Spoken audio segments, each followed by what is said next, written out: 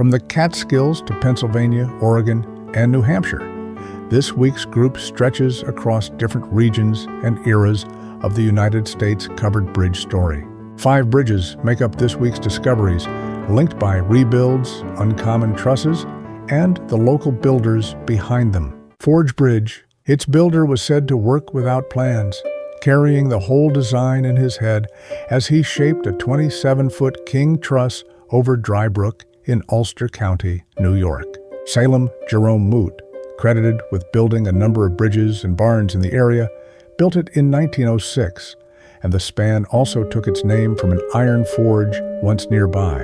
Like other covered bridges in the Catskills, it has buttresses for lateral support, with 3 on each side. Poles were added underneath in the summer of 1976, and a 1985 rebuilding left it supported by steel I-beams. It remains on private property and serves pedestrian traffic when open. A very short span, still using the oldest and simplest truss form in covered bridge building.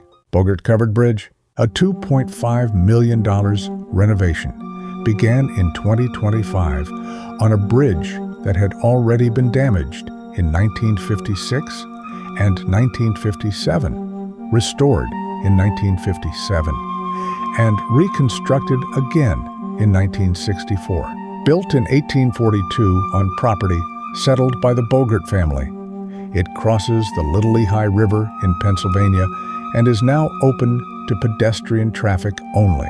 The 169-foot span uses a burr truss, a design that combines broad wooden arches with a multiple king post truss and became especially common in Pennsylvania.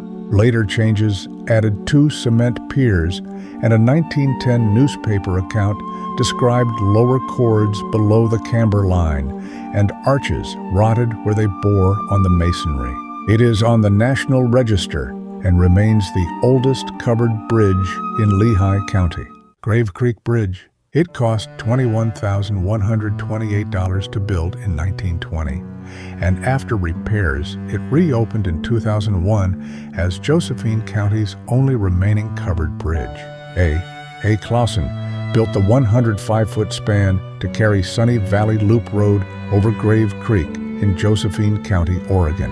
Its howe truss uses diagonal wooden braces in compression and vertical iron rods in tension, a combination that became the dominant covered bridge design across the Pacific Northwest.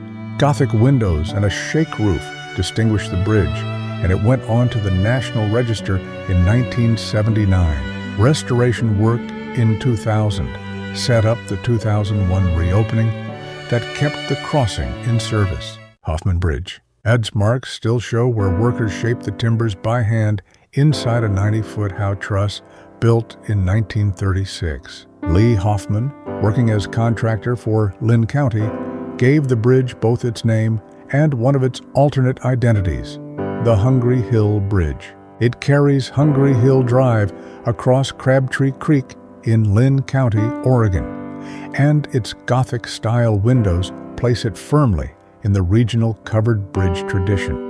The barn-like enclosure was practical, and that familiar form once helped keep skittish horses moving across open water. It went on to the National Register in 1987, preserving a crossing whose hand-worked interior can still be read in the timber surface. Rowell's Covered Bridge. A spring 1852 freshet wiped out the previous bridge, setting up an 1853 replacement with one of the strangest timber arrangements in New Hampshire.